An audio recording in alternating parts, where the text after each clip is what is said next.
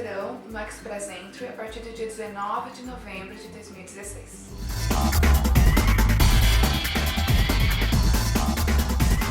Foi anunciado na última quinta-feira uma mudança na forma de cálculo do Express Entry. Eu gostaria de começar tranquilizando a todos para dizer que, apesar das mudanças, não vai impactar a maioria dos candidatos do Express Entry. A primeira mudança é uma mudança em relação à pontuação para quem tem uma oferta de trabalho com LMIA, o Labor Market Impact Assessment. Então, no passado, até 19 de novembro de 2016, a pontuação que um candidato recebia por ter um LMIA numa posição de Skilled Worker por tempo indeterminado era de 600 pontos. Agora, a pontuação mudou um pouquinho.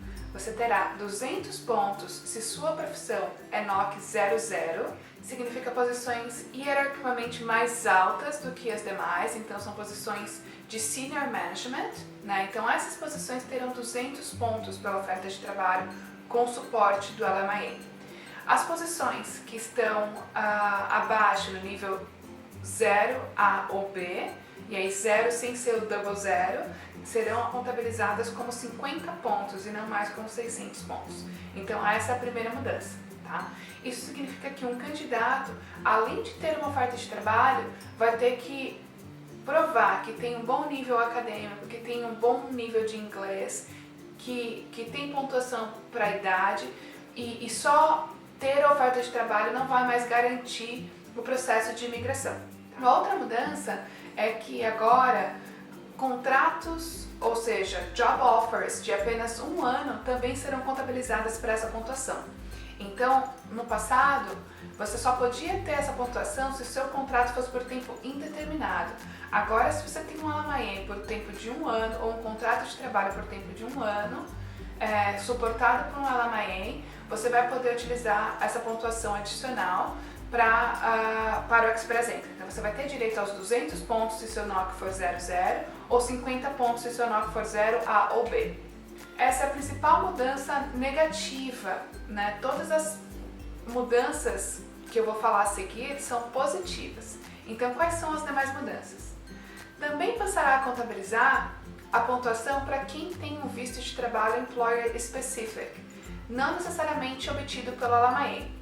Então, todo mundo que veio, por exemplo, com um visto de Specialized Knowledge, um visto de Intra-Company Transferee, ou veio pelo Young Professionals com o suporte de uma Job Offer, essas pessoas vão ter também direito à pontuação adicional pela oferta de trabalho. Então, agora não só mais o LMIA te dá essa pontuação, mas também todos os vistos de trabalhos obtidos com o suporte do empregador que são isentos de LMIA, tá? A regrinha é a mesma. 200 pontos para NOC 00, 50 pontos para NOC 0, A ou B. Existem acordos, como por exemplo o NAFTA, que é o Free Trade Agreement between os Estados Unidos, o México e o Canadá. Existe também o Free Trade Agreement entre Canadá e Colômbia, Canadá e Peru, né? Então profissionais do Chile, da Colômbia, do Peru e do México e também dos Estados Unidos vão também ser favorecidos por essa medida, já que eles podem obter o visto de trabalho Employer Specific, baseado nesses acordos internacionais, e eles qualificarão para receber os pontos adicionais dependendo do nível hierárquico do NOC. Tá?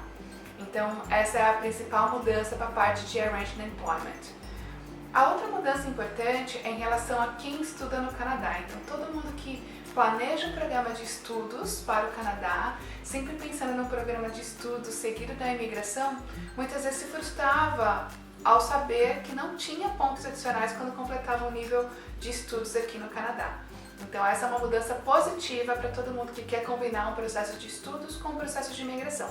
Agora, se você estuda por um ano ou 2 anos, no Canadá você tem 15 pontos, e se você estuda por 3 anos ou mais, ou se é um programa de mestrado ou PhD, você tem 30 pontos. Então 15 pontos para um ano ou 2 anos, 30 pontos para um programa de 3 anos, mestrado ou doutorado.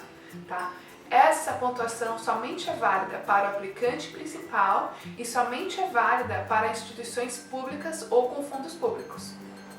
Se for uma instituição privada, ela também é elegível desde que seja um programa de degree, ou seja, bacharel, mestrado ou doutorado, tá bem? Então, essas são as principais mudanças. Além disso, nós temos a mudança do tempo que você tem para enviar a sua aplicação. Até hoje, todas as aplicações foram recebidas com deadline de 60 dias para enviar a aplicação após o convite. Esse período passou a ser de 90 dias. A gente ainda tem muitas questões em relação às mudanças, a gente ainda está aguardando maiores detalhes sobre o governo e assim que a gente tiver maiores informações eu volto aqui para contar para vocês. Espero que tenham gostado. Dúvidas, pode comentar no nosso link, a gente vai respondendo as dúvidas de vocês.